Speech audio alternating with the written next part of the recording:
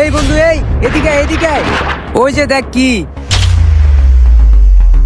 কিরে বন্ধু, হঠাৎ করে এরকম করে বাতাস শুরু হইলো কে রে? বন্ধু আমার তো মনে হইতেছে এটা ঘূর্ণিঝড়। আরে বেটা, এটা ঘূর্ণিঝড় না, এটা মনে হয় টর্নেডো।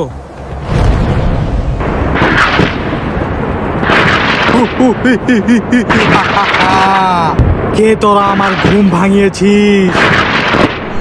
আমরা না, তোমার ঘুম ভাঙাইছে বাতাসে।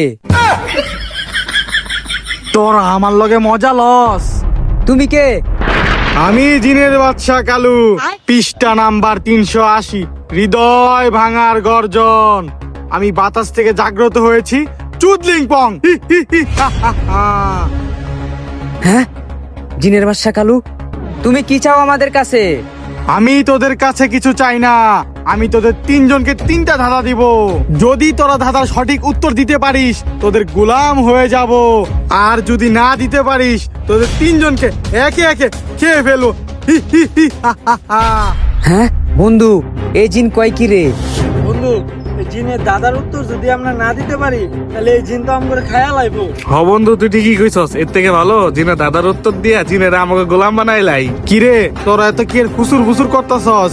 কেরা প্রথমে দাদার উত্তর দিবি? তাড়াতাড়ি ক। জিন, ওরে আগে ধাঁধা ধরেন। হ্যাঁ, আমারও ধরবো আগে দাদা? ও, তোরে আগে দাদার উত্তর দিতে হইব। আমারে যেহেতু আগে দাদা ধরবো, যেমনি হোক দাদার উত্তর দেয়া জিনটা আমার গোলাম বানাইতে হইব। জিন, বলো তোমার কি এমন দাদা? আচ্ছা বলতাছি তোর প্রথম দাদা। তাহলে শোন, বছরে আসে মাসে যায়, দিনে যুগায় রাইতে খায়, বলতো দাদার উত্তরটা কি? হ্যাঁ, এটা আবার কেমন দাদা? আমারে বানাইলে লো গাদা। কি করি বুদ্ধি পাইছি। জিন, তোমার দাদার উত্তর তো আমি পাইছি 14ই ফেব্রুয়ারি। ভালোবাসা দিবসে তুই দিনে যুগে রাইতে খাই ভাবছস? এই রমজান মাসে থাইকাও দাদার উত্তরটা দিতে পারলি না। দাদার উত্তরই হইব রমজান মাস।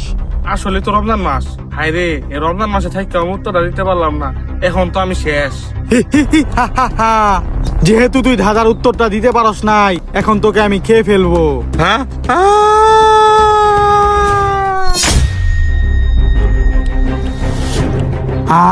অনেক মজা পাইলাম।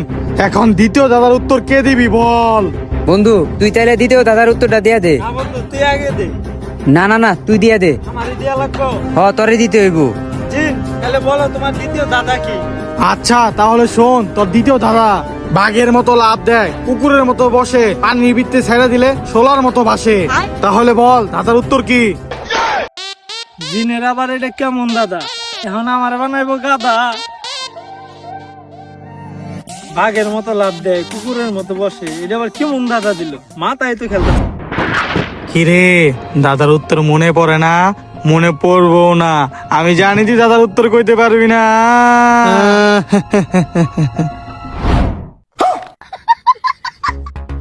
জিন, তোমার দাদার উত্তর আমি পাইছি। উত্তর হইলো সাপ। এখন থেকে তুমি আমার গোলাম। চুপ গর্ধপ, তোর উত্তর হয় নাই, উত্তর হইব ব্যাং। তুই সঠিক উত্তর দিতে পারস নাই, এখন তোরা আমি খেয়ে ফেলামু।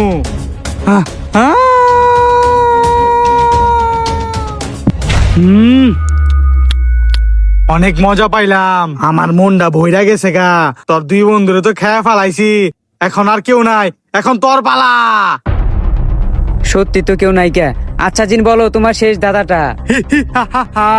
তাহলে শোন তো শেষ ধাঁধাটা।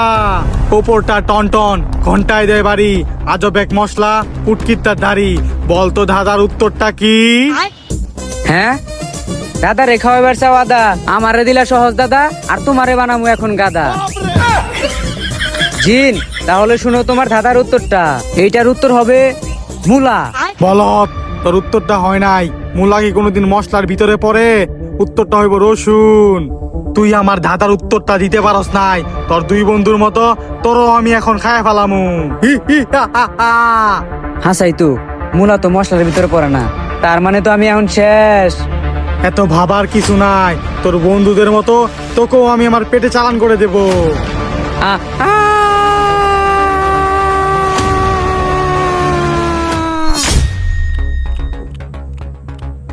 অনেক মজা পাইলাম, অগর 3 জনরে তো খায়া ফেলাইলাম। দর্শক, এবার আপনাদের পালা। আপনাদের জন্য একটা ধাঁধা আছে, ধাঁধার উত্তর যদি দিতে পারেন তাহলে বাইচা যাইবেন, আর যদি না দিতে পারেন আপনাদেরও আমি খেয়ে ফেলামু। তাহলে শুনেন ধাঁধাটা।